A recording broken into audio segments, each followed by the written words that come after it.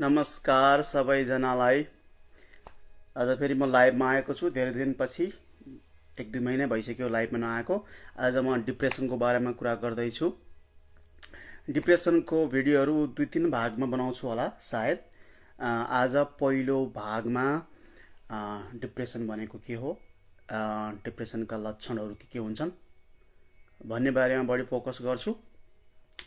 केही सेकेन्ड गर्छु, थप अरूलाई पनि जोइन हुन दिने मौका दिन्छु। अहिले फेरि म दोहोऱ्याउन चाहेँ, डिप्रेसनको उपचारको अप्सन्सहरू के छन्, उपचार कसरी, विधिहरू कसरी गर्ने भन्ने बारेमा अर्को भिडियोमा हुन्छ। र घर परिवार साथीहरूले कसरी सहयोग गर्न सक्छन् भन्ने बारेमा नि अर्को भिडियोमा गर्छु। आज निशुद्ध डिप्रेसनको लक्षणहरू के हुन् भन्ने बारे मात्रै कुरा गर्छु। Okay, all right. तपाईँलाई थाहा छ डिप्रेसन एनिमलमा पनि हुन्छ, जीव जनावरहरूमा पनि हुन्छ है। अनि डिप्रेसन बच्चा बच्चीलाई पनि हुन्छ है। त्यसपछि प्रश्न आउन सक्छ, किन हुन्छ त? किन हुन्छ भन्दा हाम्रो दिमागको जुन सिस्टम हुन्छ काम गर्ने, एउटा न्युरोकेमिकल्स हुन्छ, त्यसलाई केमिकल मात्रै भन्न चाहेँ। त्यसमा खराबी भयो भने, त्यही डिटेलमा भन्न चाहिनँ, खराबी भयो भने पनि डिप्रेसन हुन्छ है।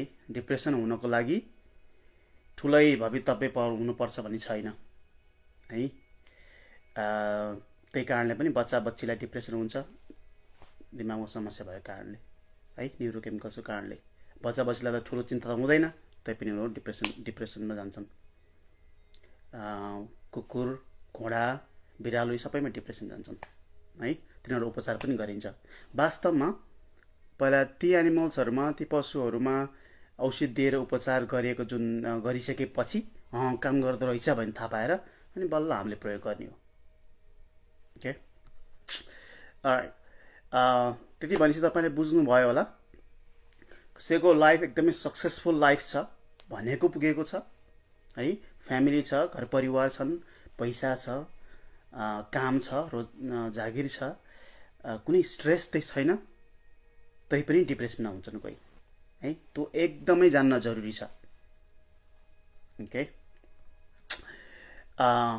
डिप्रेसनलाई अनसिन इलनेस, नदेखिएको रोग भनिन्छ है। देखिने रोग त अब बाहिरबाट छालामा के भएको छ भने होइन, डन्डीफोरहरू आएको छ भने, अथवा डायबिटिजहरू जुन यसो रगत जाँचेर हेर्न मिल्ने कुरो त देखिने खाले भयो, सबैलाई बुझाउन सकिने भयो। तर डिप्रेसन बुझाउन गाह्रो हुन्छ, किनकि व्यक्तिले महसुस गर्छ वा नजिकको व्यक्तिले पनि महसुस गर्छ।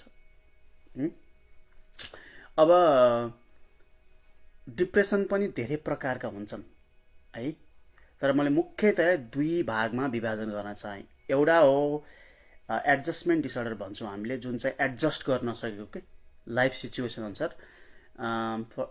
उदाहरणको लागि कसैको परीक्षा बिग्रियो होइन, वा कसैमा नाम निस्किएन अनि हल्का स्याड भयो, अलिक चिन्तित भयो, वा कारोबार बिग्रियो, वा नजिकको कसैको देहान्त भयो, ब्रेकअप भयो है। त्यस्तो कुराहरूमा चाहिँ केही समय चिन्तित बनाउँछ है, उदासीन बनाउँछ, डिप्रेस बनाउँछ। तर त्यो चाहिँ ठुलो डिप्रेसन होइन। त्यो चाहिँ त्यस्ता कुराहरू, डिप्रेस्ड मुड चाहिँ हो, मुड चाहिँ अलिक डिप्रेस भएको छ, तर त्यसलाई डिप्रेसन, मेजर डिप्रेसन भनिँदैन है। ती कुराहरू समयसँगै कम हुँदै जान्छन्। जुन मेजर डिप्रेसन हो त्यो चाहिँ समयसँगै कम नहुन पनि सक्छ, त्यसले अझै कडा रूप लिन पनि सक्छ। Okay, okay. अब म डिप्रेसनको लेखेर ल्याएको छु तपाईँहरूलाई बुझाउन, तपाईँ डिस्ट्र्याक्टेड हुन नदिनको लागि। डिप्रेसनका लक्षणहरू मध्ये म 10वटा कुरा गर्छु। 10 पोइन्टमा ध्यान दिनुहोस्, फटाफट भन्छु म। धेरैजना आउनु भएको छ अहिले। 10वटा बुलेट पोइन्ट भनेको छु, कतिको देखाउन मिल्छ यहाँबाट।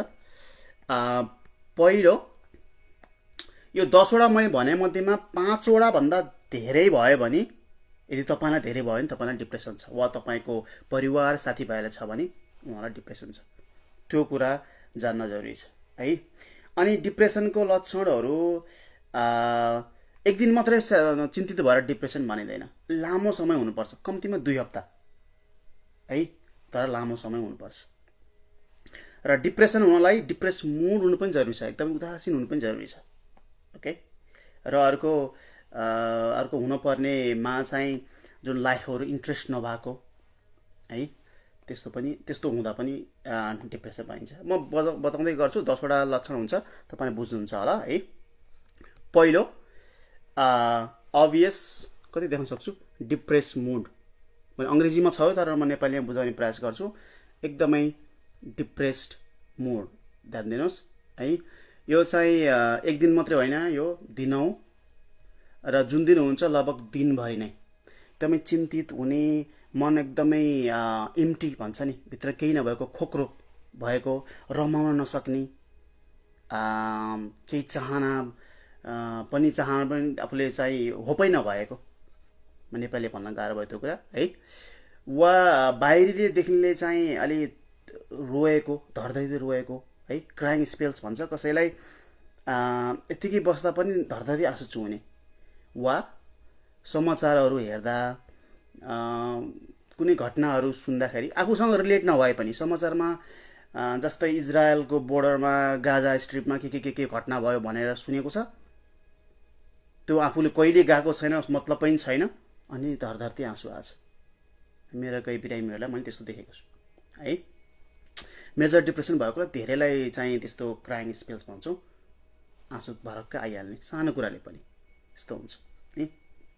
अब टिभीहरू हेर्दा, टिभी सोहरू हेर्दाखेरि अब आँसु अलिअलि आउने, एकदमै हुन्छ नि, त्यो क्यारेक्टरसँगै भिजेको बेलामा आउनु त सबैलाई, धेरैलाई हुन्छ, सबैलाई भन्दिनँ, तर झ्याप्प टिभी खोलेको छ, रेडियो खोलेको छ कि नेगेटिभ होइन, न्युज सुनेको छ, आफूसँग रिलेट पनि छैन, सम्बन्ध पनि छैन, तैपनि आँसु भरभर्ती आछ है। सानसानो कुराहरूमा रोइहाल्ने, थम्नै नसक्ने हुन्छ।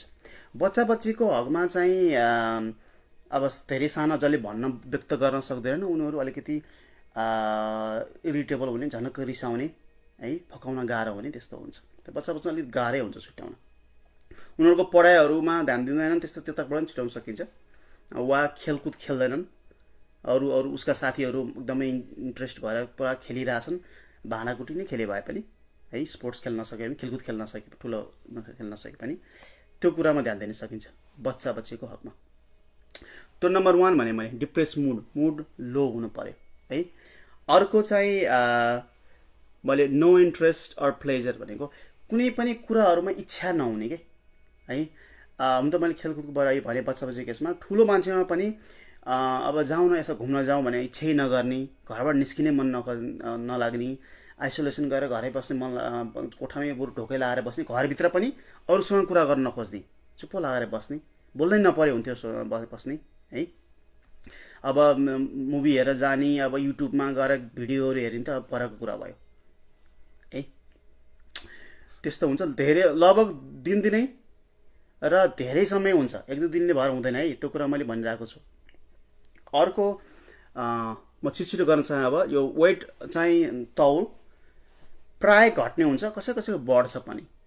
अब देखिने गरेले घट्नु पर्यो, 2 किलो होइन कि 5% भन्दा बढी भनिन्छ, तर देखिने बित्तिकै कस्तो त दुब्लाएछ है, अभियसली दुब्लाएको देखिन्छ कि धेरैको, र कसैको तौल बढ्छ पनि।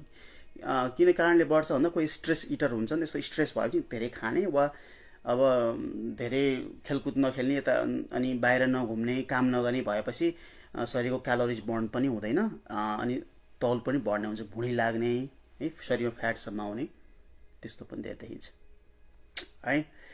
अनि बच्चाबच्चीको केसमा चाहिँ राम्रोसँग नखाने हुनाले उनीहरूको अब हाइट, शरीरको हाइट, तौल पनि कम हुन्छ, हाइट पनि कम हुन्छ, ब्रेन डेभलपमेन्ट पनि असर गर्छ बच्चाबच्ची डिप्रेसनमा गएका छन् भने।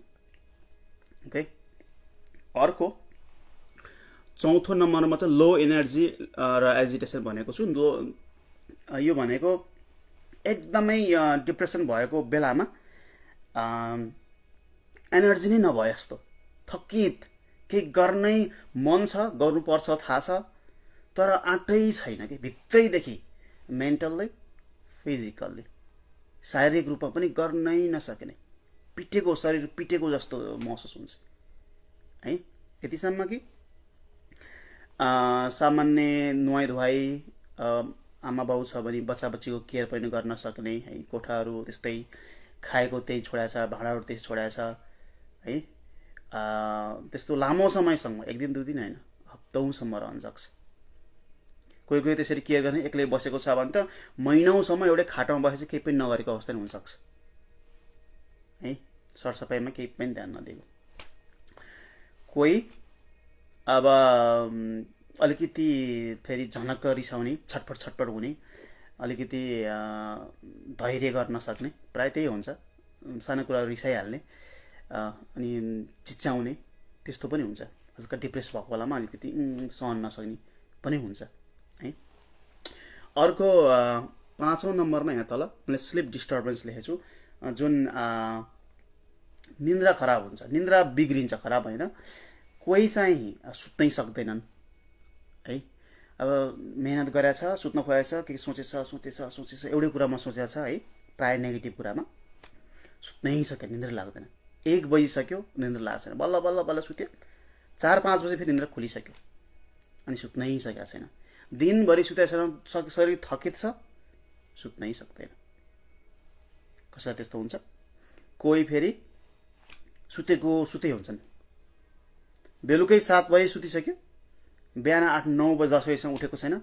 अलिअलि यसो उसो गरेर खानासाना अब त्यो अरू घरमा त्यही पनि अरू छन् भने जबरजस्ती उठाएर यसो गर्न लगायो, दिउँसो फेरि सुत्यो 1-2 घन्टा, अनि बेलुकातिर फेरि उही तल लामो समयसम्म, दिन लगभग दिनु जस्तो है। डिप्रेसन भएको बेलामा त्यस्तो अवस्था हुन्छ।